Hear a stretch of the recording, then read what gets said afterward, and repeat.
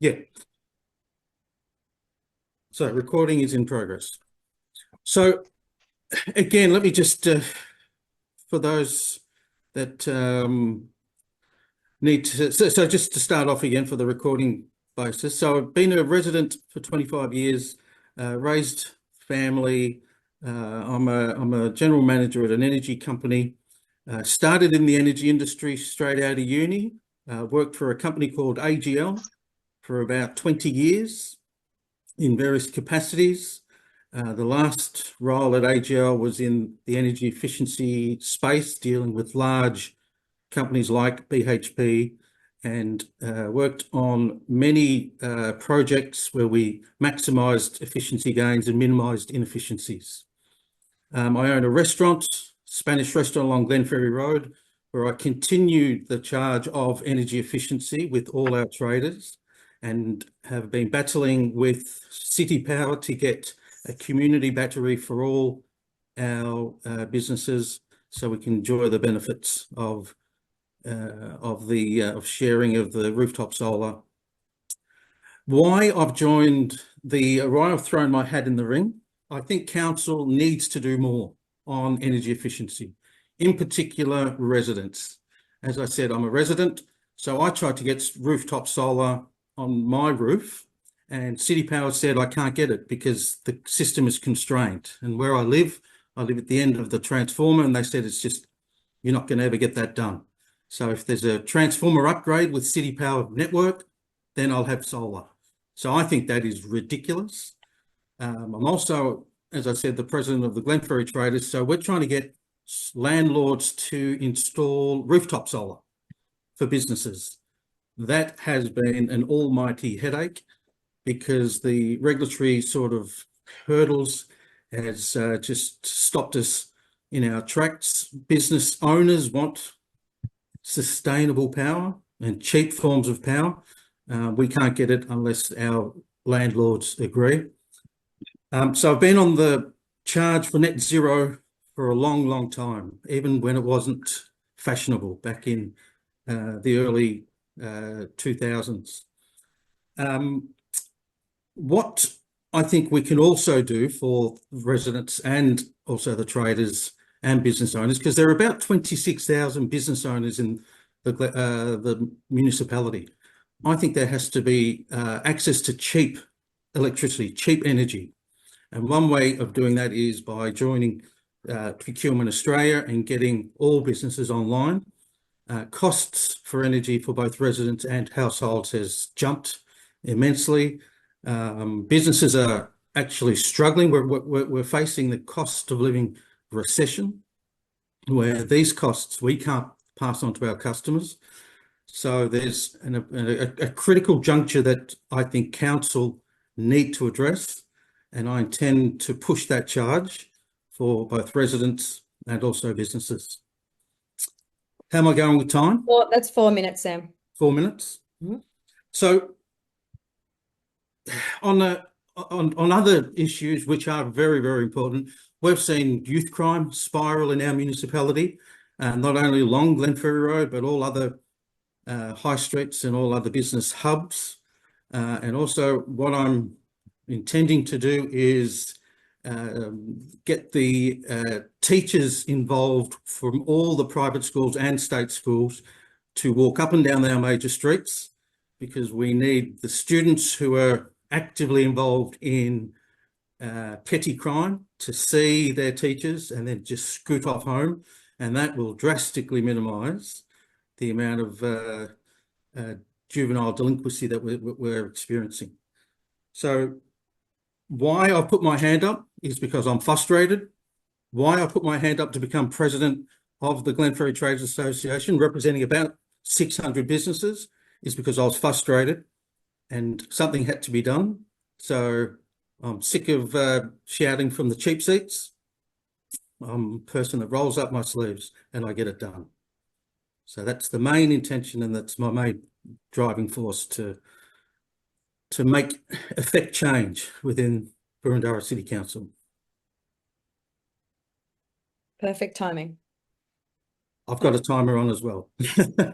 Well done, Sam. We really appreciate your timely speech, sticking to time, and thank you for your message.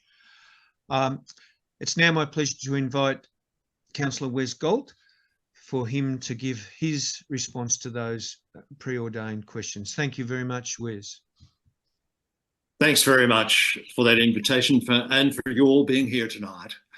I've also been a resident of Boroondara now for some 22 years and have enjoyed every minute of it. Some background, I'm an engineer and architect and have been a project director for many years and an international company director. And in those roles, I've delivered some of Australia's largest and most complex hospitals and laboratories. This has exposed me to some real commercial opportunities for energy efficiency, which we took, including learning a lot from projects in the tropics, which we adopted a lot of the technology from. But extensive reading and research as well indicated to me that efficiency wasn't the problem and real global challenge. It was emissions. Also, that has been demonstrated in other ways to me by things like the treks I go on, which I've been very fortunate to do. I've seen melting glaciers. I've seen tree dieback in beautiful native forests. I've walked through forests ravaged by bushfires. So I decided to do something serious about it. And in 2020, I stood for and was elected to Boroondara Council. Since then, I've chaired the Climate Action Plan Advisory Committee. And in 2021, we drove through a very ambitious capital climate action plan, more ambitious than anyone in council had anticipated prior thereto. We also that year, as you probably remember, we drove through a declaration of a climate emergency against a lot of resistance. Now, where have we got to? Council in 2022 achieved net zero. But as you know, council only used 1 to 2%. Create 1 to 2% of the emissions in Boroondara. The big challenge that faced us is moving beyond that. And whilst we got support in lots of areas, the funding put forward to reduce emissions was limited to $1 million, half of 1% of council's revenue. And within council, as a few of you already know, there was a real reluctance to spend money on community initiatives, where, of course, 98% of the emissions commence. That reluctance was both with some councillors and at councillor officer level. However, during my term, we were very fortunate to get the support from some very well-educated individuals, and a lot of the community groups joined us and created Electrify Boroondara. All our parliamentary representatives committed to this alliance and still are today. And council, unfortunately, was a more reluctant alliance member, but are part of that movement. This group has achieved great ends. I was one of the founder members of it. And things like the annual climate emergency and the expo will continue to this day. So that's looking forward. That's what I think we've made some great steps, but we need to achieve an awful lot more. Looking forward, this is the decade in which we must achieve great progress. Council must play a leadership role in Boroondara. Our community requires it. Our community deserves it. The Local Government Act actually requires it.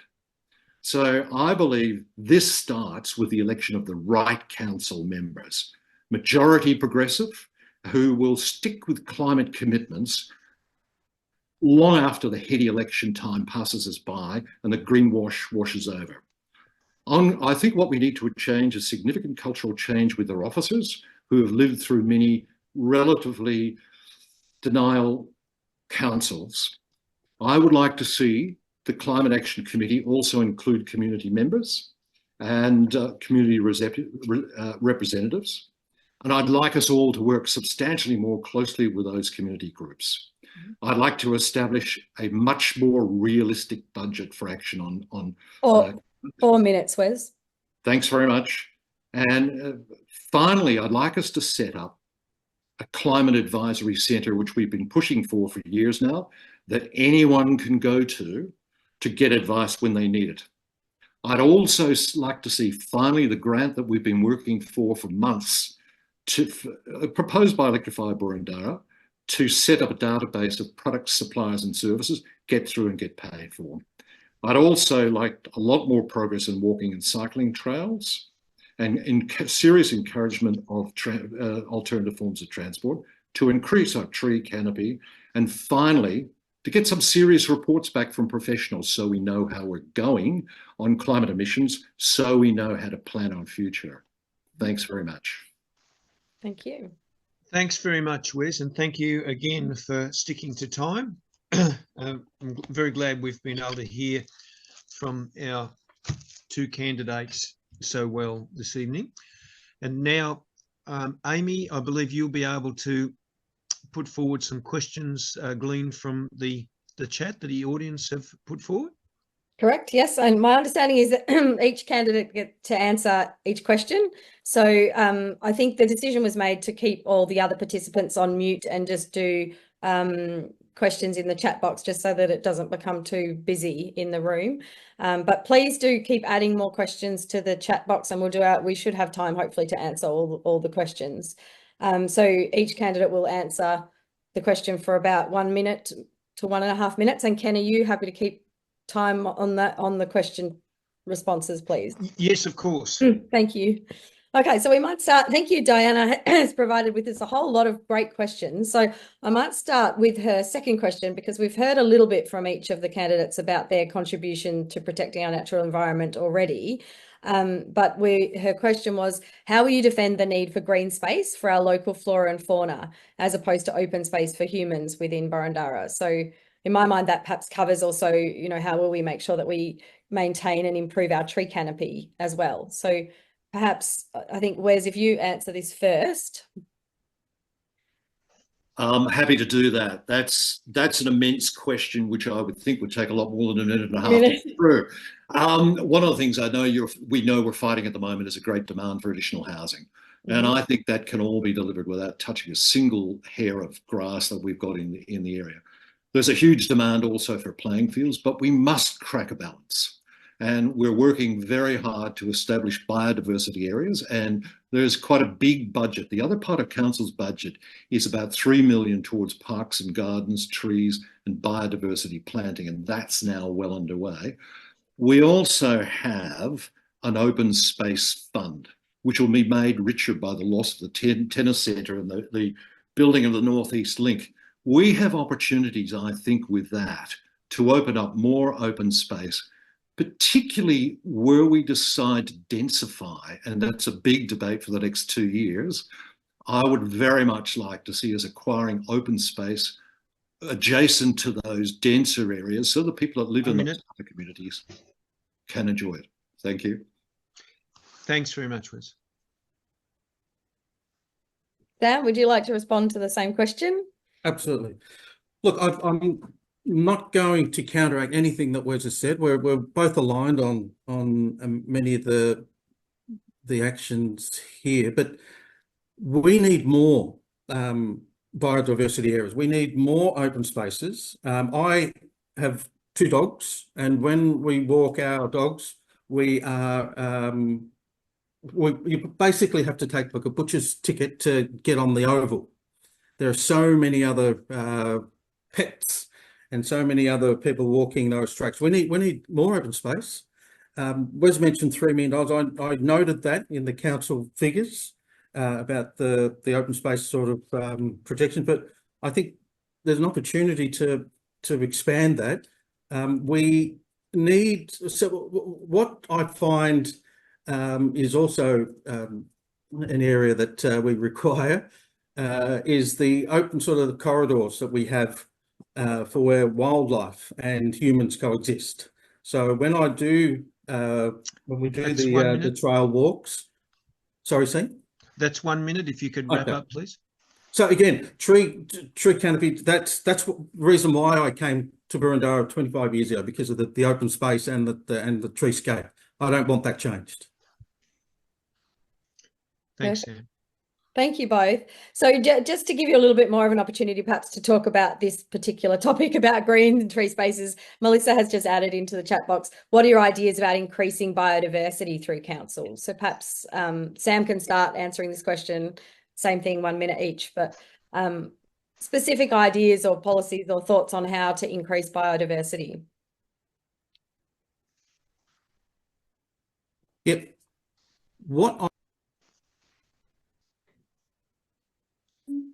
It looks like Sam may have had an issue there. So Wes, just while Sam's fixing himself up, would you mind giving your response to that extended question? Not a problem. Biodiversity, Amy, who used to run with us on the Climate Action Panel, has been moved across to focus absolutely on biodiversity. And we have a small team within council doing that. There's a proposal to create an additional hectare per year of biodiversity. That has got to be greatly expanded. I can't see why majority of our non-sporting field areas are not moved very quickly across to biodiversity and natural planting. So I will be pushing very hard to have those areas increased and the adequate amounts of, it doesn't cost much to do. We take care of those areas anyway. I think we have huge opportunities to push that well beyond a hectare a year. And also I think linking them together was very important too. We have a strategy of linking lots of parks, chains of parks together, because I think it's very important that insect species and things like that can make their way from park to park. We are surrounded by beautiful green areas around rivers, etc., and parks. We would like to connect the inner sanctum of the municipality with those border areas. Thanks, Wes. I've given you a little extra time there because we have had the issue with Sam. Sam, when he hopefully gets back in, will have an opportunity to also respond to that extension of the question. But in the meantime, Amy, I suggest that we go on with the next question and get Wes's response. Yeah, perfect. Thank you, Wes. So another question from Lisa was, is there any opportunity for installation of a community battery for residents to plug into rather than having individual batteries in individual homes? I'm the council's member on the Eastern Alliance. And for years, there was never a council member on that. There now is a council member on that, and I attend that and join it. The Eastern Alliance is looking very seriously at those. We need to know exactly, there's two sorts of community battery. One that the power companies put in to avoid them having to upgrade the mains. And the other one is where lots of the community share in the benefits of those batteries. The economics of those have not been totally justified yet, but it's improving each year. But we've got connections with Powercore. We work with Powercore, and we're working with Eastern Alliance and the other alliances to try and get them more efficient and look at them quite seriously. So once they're viable, we will start introducing them. Great, thanks, Wes. Now, look, have you got some? There's one or two more questions, I believe, Amy. Yeah. Yep. So if we got, I'm seeing the chat, a few questions. Have we got plenty? I'm just wondering would it be better to give Wes a chance to say a bit more about that, or have we got more questions to make use of all the time? I've got a few more questions, but Wes, if you'd like to add anything to any of the comments that you've made before, please feel free.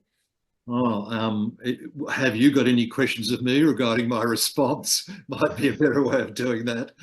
I mean, we're very keen on batteries are a really interesting thing. I actually experimented with the last house we were in putting in, I joined a virtual power plant, and it was very, very interesting. I found that my power bills doubled after I put it in and joined it, and they didn't know how to operate it. And a lot of these in their very early days, they're learning how to use them. I gave them advice because I would waken up in the morning and find my battery full. It was charged up from dirty energy at night. So I had plenty for breakfast. But no room to charge it during the day. So I think we're all in learning phases and those sort of things. And that's why we want to set up a register of reliable services and community people that can help you. We do it in the expo once a year, that's crowded with people looking for that sort of information. We would like that to be in line all the time. There are some marvelous services, there's some marvelous products, and to make those available constantly would help a lot of people make the right decisions. There's some terrible stuff out there and there's some really good stuff. We'd like to be able to give you some guidance in those types of issues. Great, thanks, Wes. Since Sam has not been able to get back in yet, I think we'll move on to the other questions, Amy. Yeah, sure. Great. Thank you. So there are some questions about housing, and I'm checking the time. We have got time to get to them. I'm just going to ask one more question along the sort of more climate heat island effect theme, and then we'll get to sort of talking a bit more about housing. So the question was, how would you combat the heat island effect with the increasing density of roads, pathways, buildings, and dark roofs within Boroondara? Our biggest challenge at the moment is the new planning changes. And you'll get to that, I guess, in a moment. That is really concerning for us, and I think it'll be as big an issue for Boroondara as the environmental issues. Tree canopy is the major way of doing that, as you well know, and we're having real battles making sure we can keep them in streets, and I'd like to see the use of trees in streets densified. There's lots of pockets within our park we can put more trees in and increase the canopy. Our big challenge is to get canopy up on private blocks. It is very hard to stop people chopping down trees. So that's a really good way of doing that. There are also lots of other ways. I mean, council really haven't turned their mind to that heat island effect. It's a big thing in the western suburbs that I'm dealing with in low-cost housing subdivisions I'm doing at the moment. But in India and places like that, they use the heat off the road to draw air through houses from gardens at the back. And I think there's marvelous opportunities to us to start looking at those sorts of opportunities as we densify, as we will. I also think it's important occasionally, and you're going to hate this probably, but sometimes where the profiles of suburbs deserve it and can take it, we can put higher buildings in and create more green space around those buildings instead, as long as we can work out the shadows and make sure other people aren't disadvantaged by them. So I think we've got some real opportunities in those areas. Right, thanks, Wes. We'll keep going on with the new questions, Amy, and hopefully Sam might get a chance to catch up later. Yeah, I'm hoping. That's very sad. I don't know what happened to Sam. I just feel bad that we can't. I don't have any way of contacting him. Do you, Ken? No, I don't, unfortunately. If there's a way of helping get him back in. Anyway, so obviously most of us are aware that Diana's very kindly spelled it all out here for us. Within the next 10 years, the state government expects an increase of 25,820 in the population within Boroondara. And the question is, how will we ensure that the state government contributes to services such as schools, sporting facilities, and green space with the addition of these extra people? They're duty bound by rules and regulations to do that. They'll have to do it. I think the bigger problem the bigger issue we've got to deal with state government, we're working on how we might do that at the moment. Mind you, we haven't had much notice of any of this stuff. Their overly and incredibly simplistic approach to choosing large stations and saying, let's have very high buildings next to those and up and down the shopping strip, and then just simply allow 800 metres to each side, is frightening in its simplicity. If what's happening in Camberwell happens in Hawthorne and happens in Kew, we will have 80 to 90% of our heritage dwellings put at risk. And those areas will be covered with potentially up to 6-storey buildings. We have got to deal with that separately. We have a housing strategy which shows how we can accommodate everyone we believe will want a house in Boroondara between now and 2050 without touching a single heritage dwelling, without touching a single piece of parkland. We have those plans, and it's developing along strips of road that can take it. Sorry. Now that's 1 minute, just to wind up. You don't have to cut off sharply. No, that's okay. It looks a huge issue. The next question is, what is your view of increased housing, and how could that be better facilitated? So if you'd like to expand a bit more on what you were just saying, that would be great. We have children, like many of you have, and I'm sure they've all had trouble getting into affordable housing. It's a real challenge. And, we've put our hands in our pockets to help our children, as a lot of you probably already have done, but there's lots of others can't. We have to build affordable housing. And we can do it within those numbers that we talked about before. We can do it within developments that were there before.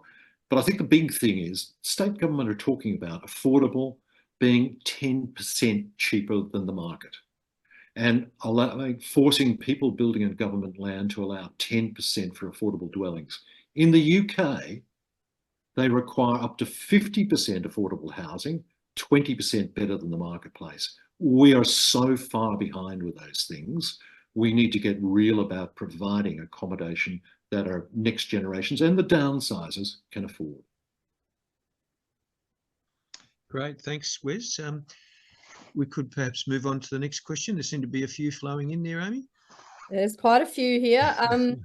So jumping around a tiny bit, but what can be done for residents who don't have off-street parking to enable buying an EV? So the issue really of how do you plug in an EV at your house if you don't have off-street parking?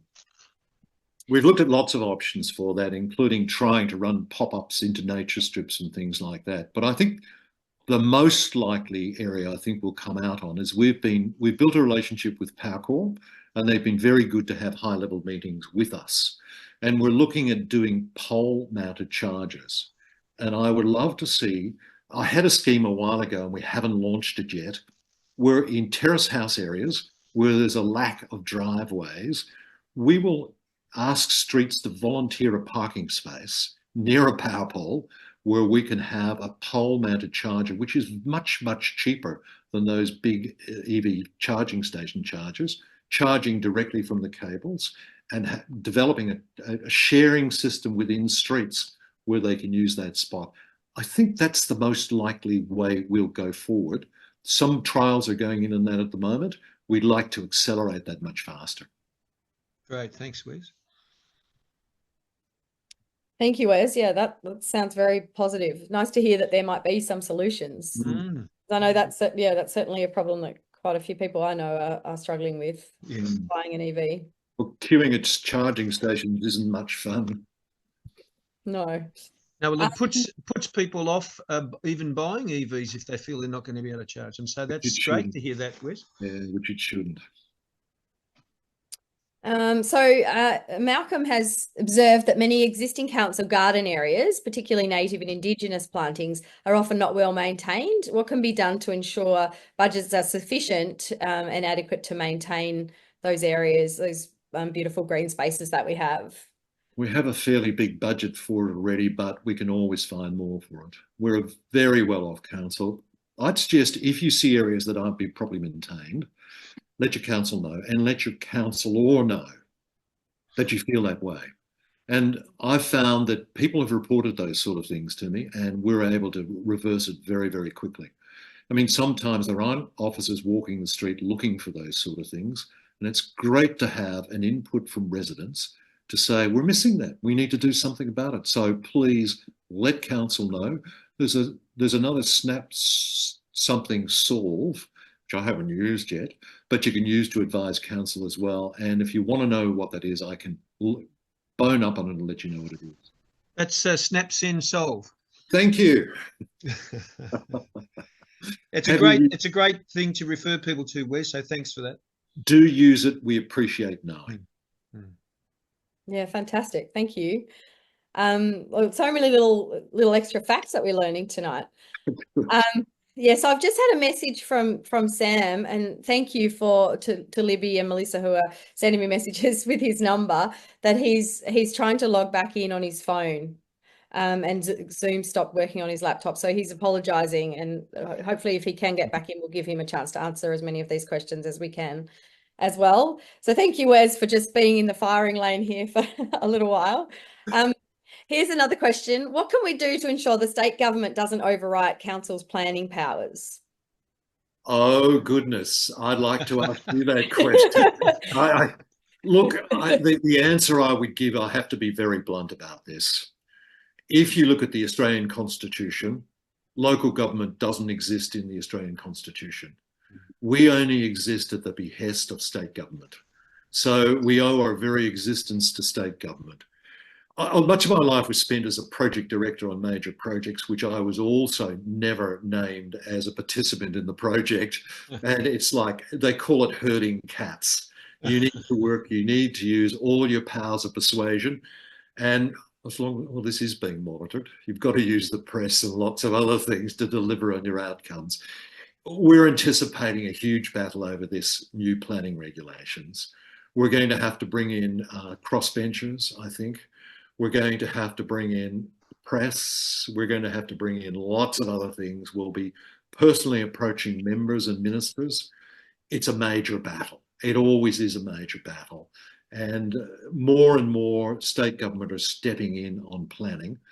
The best people to make planning decisions are those that are closer to the areas. Those are closest to the residents, which is absolutely illustrated by the currently proposed changes, that they're proposing exactly the same for Pascoe Vale as they are proposing for Camberwell. There's no nuance in it whatsoever.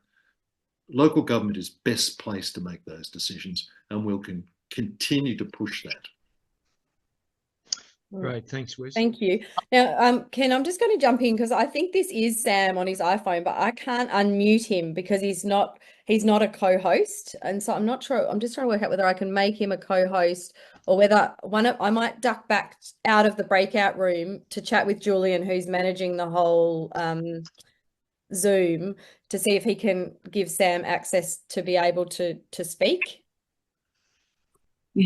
Okay, well, look, Amy, that sounds like a great plan. Please do that. But just before you do that, could you ask Wes another question just so that we can make use of the time? Yeah, sorry. Okay, so great question here about, is there any ways, Wes, that you think there might be to improve the facilitation of residents submitting public questions to council meetings? Because it seems like people have had questions disallowed. What changes could be made to enhance input from community via the meetings? Can I suggest, I'm going to duck out, but I'll come back. Do your homework first and talk to governance if you're unsure about the allowability of it. They'll give you fairly straight advice. If you run into any brick walls, talk to your local councillor and draw them on side. That's what they're there for. And they can advise you and sometimes facilitate the questions going to council. But there's also rules that apply. Know those rules. They've got to be relevant to what's on that night, or you've got to give the right levels of notice. So we've all got great big governance manuals. We can help you through those, but also the governance group within council can help you through that as well and tell you what will be allowed and what won't be allowed. But if you run into real problems, let us know. Great, thanks, Wes. Look, I'm just wondering, Amy, there's two things that are involved if you come in by phone. One is that there's a code that you're given, like, I think from memory it was something like 5-star or something like that, where you have to get your phone to be unmuted, as well as doing the normal Zoom unmute. So are you able to advise Sam about that? Yeah, I'm sorry, I'm not. And because I was just looking to see if I could go back to the main room, and there doesn't seem to be an option to go back to the main room to talk, because I know Julian, who was monitoring the whole thing, but I don't actually have his number to contact him. Do you, Ken, have Julian's contact details? Look, I will look that up. You just ask another question and I'll set the timer going, and then I'll try and see if I can chase Julian. Thank you. Don't worry too much about the timer. Okay. If you can chase Julian and just ask him if he can let iPhone in the Glenferrie ward room off mute, that would be wonderful. That's all we need. Yeah, and you aren't able to do that from? No, not that I can. Can I interrupt? It's Elise Julian. I've had poor reception and gone off the internet as well, and I'm now on my iPhone. And there's a little.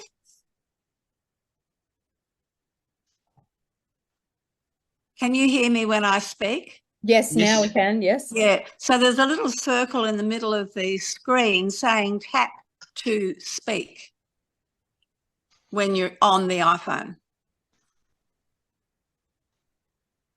Well, if Sam can hear that, perhaps he might Can try Give it a that. try, Sam. Yeah. Well, look, we'll just go on with the next question for Wes, and we'll just. Oh, hello, is Sam? Are you there? Oh, that's me. iPhone seems to be unmuted. All right. Well, look, he is unmuted, so I think Sam's making some progress. Let's go on with the question for Wes. And Sam, if you can make yourself heard, just let us know when you can.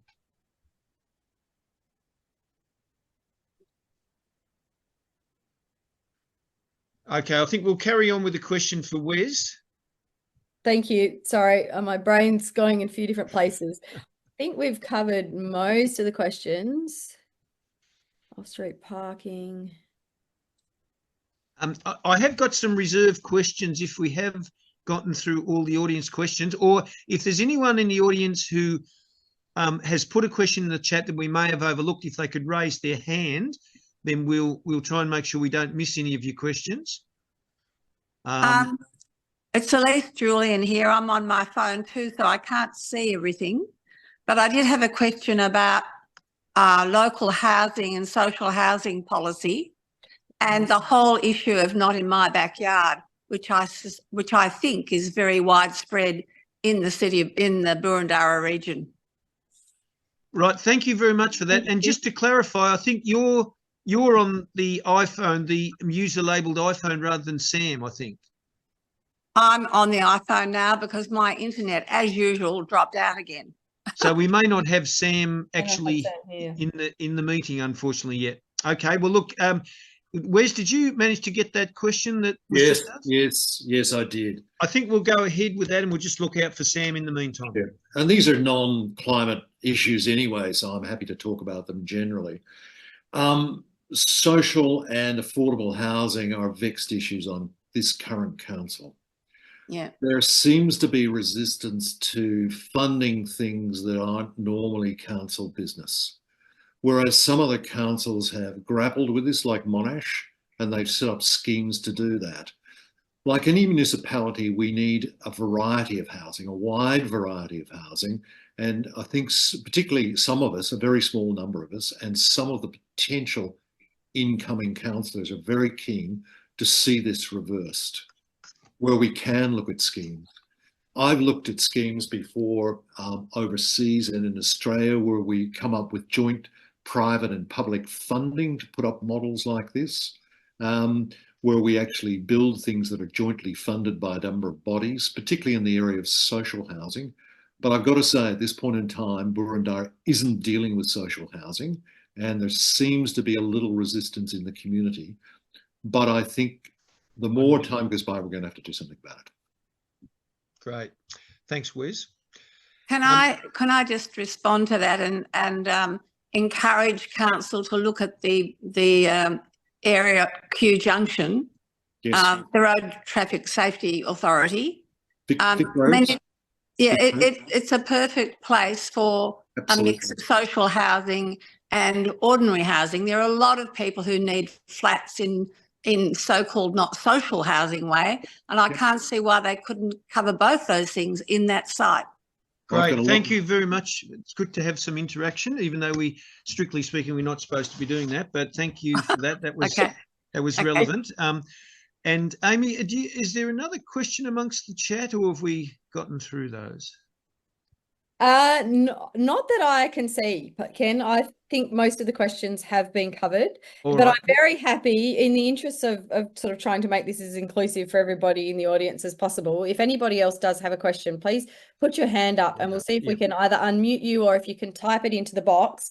Please, feel free. This is a great opportunity to ask questions of Wes in particular. And Sam is still messaging me saying how apologetic he is, and how he really can't understand why this has happened, because he uses Zoom through work all the time. So I've also copied the questions, and we'll see if we can perhaps send them to Sam and also Rochelle, who was ill and unable to attend, to see whether they can perhaps respond, and we could send those out or make those publicly available somehow as well, because I'm feeling uncomfortable that they haven't had a chance to answer these questions tonight.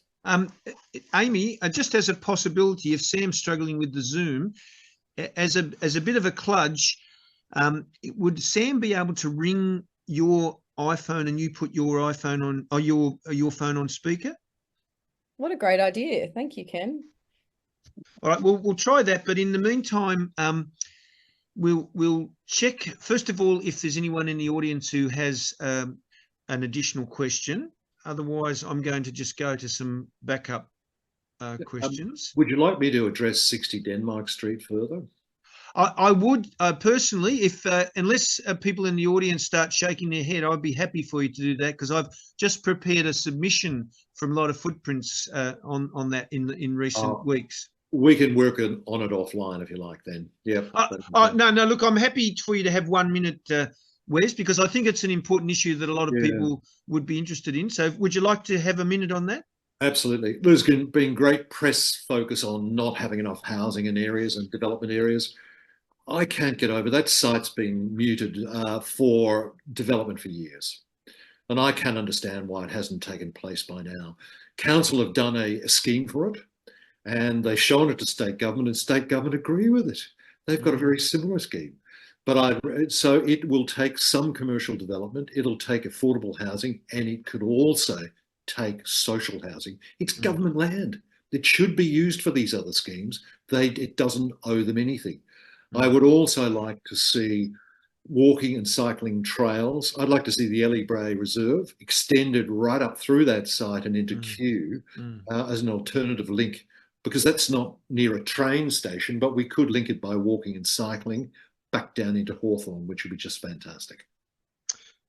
Thanks, Wes. That is really good. That was one of our chief concerns, because that was the inner circle railway, and there's a large rectangular site where the two 7 or 8 story buildings of Vic Roads are located, but there is a narrow tail which goes down quite a long distance right down to Barker's Road, and if that could be made into a shared path so that cyclists and pedestrians could go along, there is a possibility being touted that we could get access along the old California Motel site on the other side of Barker's Road, and then we could link up right down to Glenferrie, down towards Glenferrie Oval, and as you say, could go north to Kew. There's already a small bit of existing bike infrastructure on the west side of Vic Roads. It takes you across to Stevenson Street, and you can go through Studley Park, or you could exit to the north. So absolutely, there's some great potential there, and I'm happy to follow up with you in relation to our prepared submission. And so, we're working on all of those things at the moment, but thank you for listing them. Great. Now, just one more chance for anyone in the audience to put their hand up. Otherwise, I will now divert into some miscellaneous questions, and we'll keep an eye out for Sam all the while. So, Wes, do you have one particular thing that drives you nuts about our current... Ken, sorry, I've got Sam here on the speakerphone. Oh, fantastic. All right, well, look... Sorry, this is all very strange, given No, how it is... No, look, we're nothing if not adaptable, so... So, Wes, if you don't mind, we'll now give Sam a bit of a chance. Oh, please. Yeah, absolutely. To respond. Amy, are you able to sort of go back to the point where Sam left to, so we can sort of retrace the questions for him? Yeah, I think we were just moving on. Is this correct, Sam? From how will we defend green space and tree canopy, and just starting to talk about housing and the expectation of increased population over the next 10 years or so. And so the questions about that were, how will we ensure, Wes answered that one, that the state government would have to contribute services. But how will we ensure enough social and affordable housing within Boroondara when developers are only interested in building McMansions or expensive apartments? Yeah, so my general, if you can hear me, my general statement is we need to be inclusive, first and foremost. So I'm not about saying, you know, we don't have the space, we don't have the means to exclude anybody into our beautiful municipality. But what I do have an issue with, and again, being a business owner and coming here about 25 years ago, I was welcomed. So we need to welcome new people. Let's call them settlers. We need to welcome people coming into our area, but we can't have that monstrosity of the construction and all the political sort of persuasions from, and I'll call it out, the CFMEU trying to get jobs for their friends and creating all of these big buildings that do not conform with any res code or any, sensible planning sort of activities. We need to be cognizant of residents who have chosen Boroondara as their place of residency. We need to respect the council and officers who have worked so hard in maintaining standards. So it's not just throw out the rule book and let the state government dictate, what they're trying to do. It's dictatorial, and that sort of rhetoric is not required, or we won't put up with it. Thanks. I think sensible, places where we can set up new housing, but not infringing on any of the green assets that we have. But again, growth is inevitable. And one of the reasons why we chose Boroondara many years ago is because it's the great network of public transport.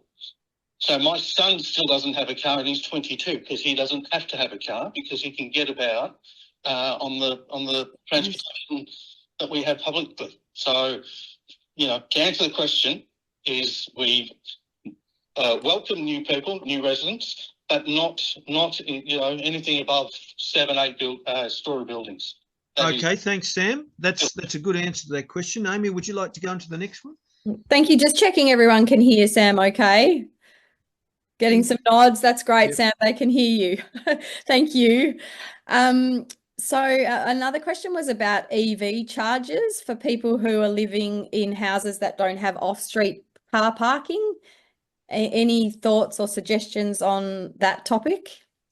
Yeah, it's not only residents, businesses, business owners. We don't have anything on Glenferrie Road behind my restaurant. We've got ample space where we can convert EV chargers. And when I visit Sydney, in particular the CBD, I'm just at a loss in why we can't match their acceleration. A lot of their local network operators in the CBD it's just proliferating the whole network with whole EV charging. We don't have anything near that capacity in Boroondara. So I'm at a loss. Why haven't we been able to get anywhere near that coverage with EV charging? I've got 2 neighbours where I live. Again, they struggle. One hasn't got the means through their 3-phase power, so they have to use That's a minute, Sam. his neighbour's charging facility. So literally has to, they take it in turns. So it's just madness again that we don't have the infrastructure or the means within council to promote EV charging. Swinburne University has it. Yes. But I don't think they used to allow the public, but that's now closed off. Thanks, Sam. We've got some more questions for you, so we'll just leave time for those. Thank you, Sam. Okay, so we've also got questions about existing council garden areas not being well maintained. What can we do to ensure that budgets are sufficient to maintain our green spaces and particularly Indigenous plantings? I missed the second part of that one. Oh, sorry. What can we do to ensure the budget's sufficient and adequate to maintain our, green spaces, particularly Indigenous plants? Yeah. I've had since I've nominated, I've had about 15 emails from residents who are furious about council's lack of foresight and also the gumption to maintain and to increase that sort of biodiversity or the Indigenous planting footprint. So what's been told, what I can understand from the letters and the emails I'm getting, is that it is an area which I think has been overlooked, particularly around parks and gardens. There's the ability to increase that sort of space. It's not happening at the moment. I think the budget sort of pressures on other things need to be sort of relaxed, and we really got to think about increasing this sort of spend. That's a minute, Sam. That's why, again, that green asset is very much overlooked when I look at the budgetary papers and I look at the current spend. Thanks, Sam. Thank you, Sam. The other question that's a bit on a slightly different topic was a question about how could we improve facilitating residents submitting public questions to council meetings? Sorry, facilitating? Residents submitting public questions to council meetings. Are there ways we could improve this? I'm one that I've been to council meetings, and I think the level of, how do I put it? It seems like whenever I've been there and I've had my 3 minutes allotted time, it's like we're a nuisance, and the councillors aren't paying attention, and the sort of the issues and the statements and the questions that the public or the residents raise are often just put aside, in my view and my experience. We represent ratepayers, we represent constituents, so they have to play a major part in that whole communication framework.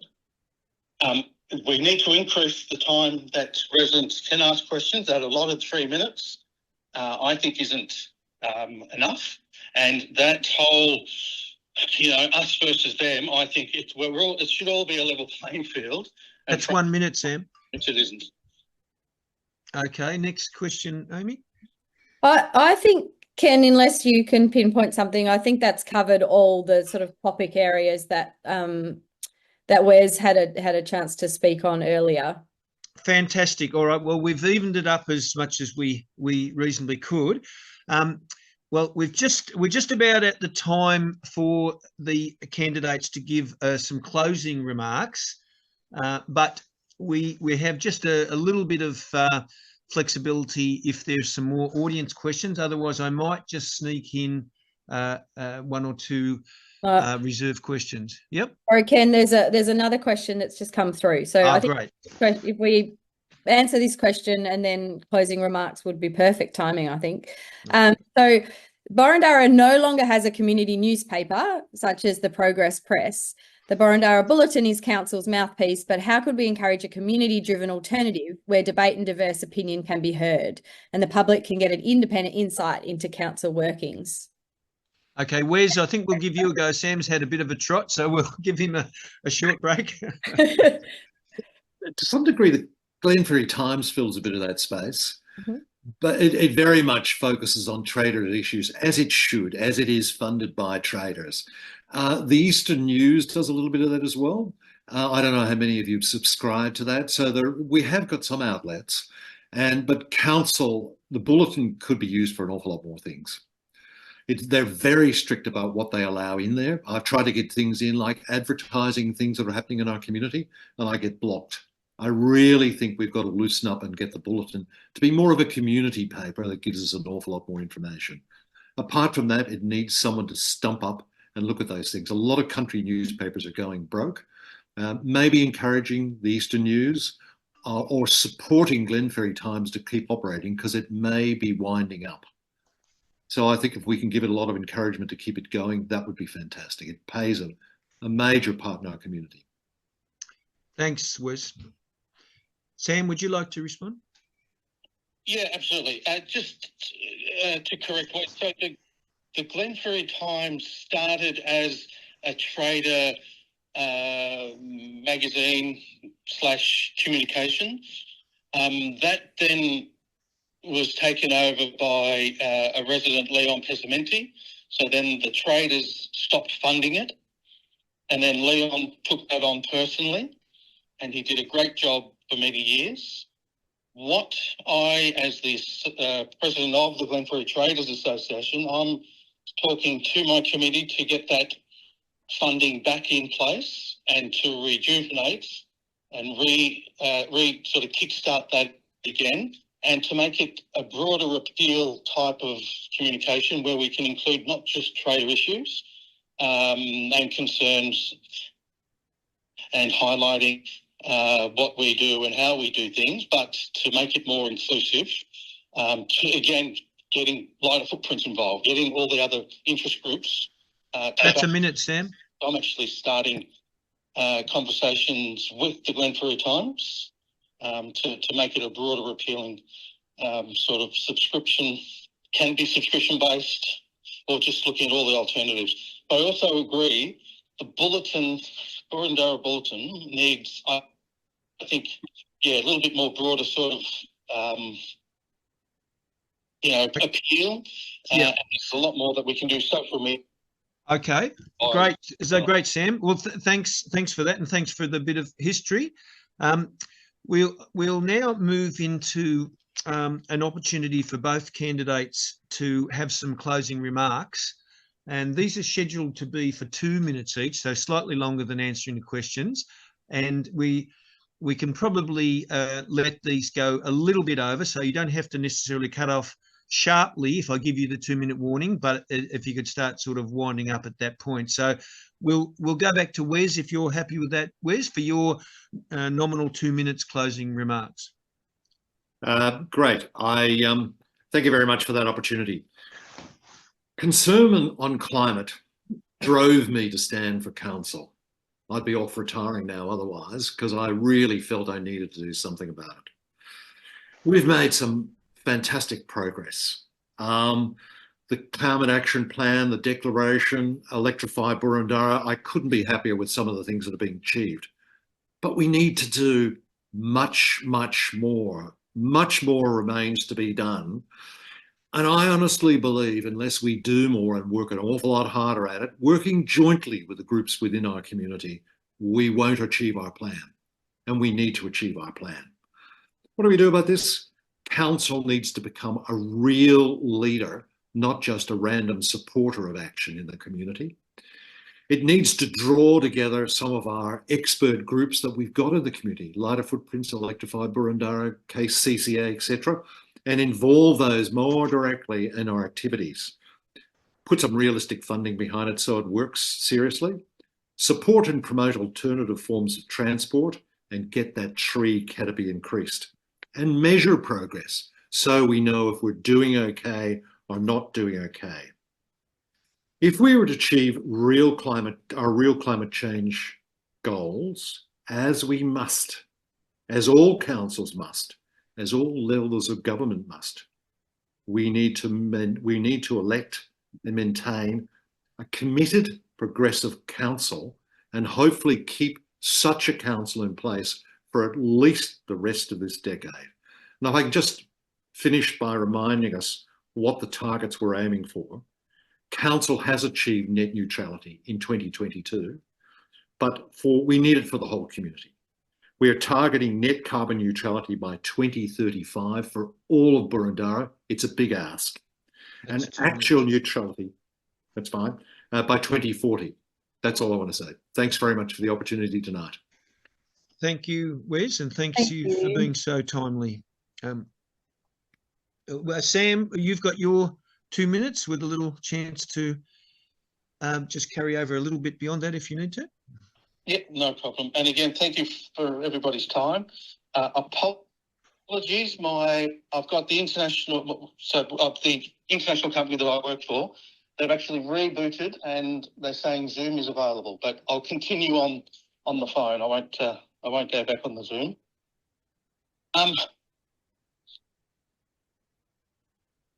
Again, my career, my corporate career has been in the energy industry. Again, I was leading a team of engineers working on gas efficiency when I was working for when I was leading the team in Sydney. So gas penetration in Sydney, New South Wales, was critical to those industries that relied on gas for manufacturing purposes. So energy efficiency and also minimising and tackling emissions, reducing business carbon footprint has been my bread and butter for a lot of my career. How I can translate that experience into council is that I think we need all councillors to first sign the declaration that climate change is real, and climate change and the impact of not acting is far critical than just, getting party aligned sort of ideologies not coming on board. So what I'm trying to get is, I think every councillor, every officer within Boroondara City Council, because I see the division in council, I see that some don't really agree that we're in this emergency. So I think getting everybody, convincing them with facts, and getting committees involved and getting the residents involved, backing how council can get to that net neutrality a lot earlier than 2035. Businesses are doing everything they can. That's 2 minutes. To make that date a lot earlier. So I think council, which is the closest government to the people, I think we've got to lead, and Boroondara hasn't led, in my view, and I think we can do a lot more to get everybody on board. Residents need to be involved. The committees like Vital Footprints, QI Action on Climate, they have to all lead this, and as councillors, I think we have to drive it. Thank you very much, Sam.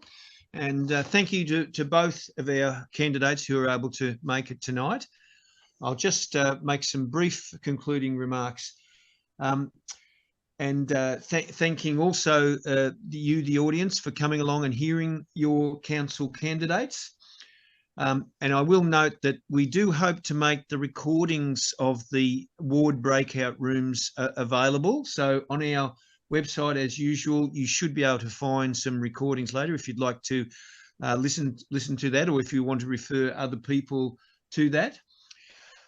We really appreciate the candidates making their time and effort available to respond to our prior questions that they've put a bit of thought into, and also to have the flexibility to think on their feet and respond to your audience questions. And I thank you for those questions. I didn't even have to pull out much in the way of reserved questions, because you had such a good lot of questions there. So thank you very much for that. And I really would like to wish you a good evening, and thank you for being a part of Lighter Footprints' effort to put democracy into action with a bit of a climate change focus. So thank you, and good night.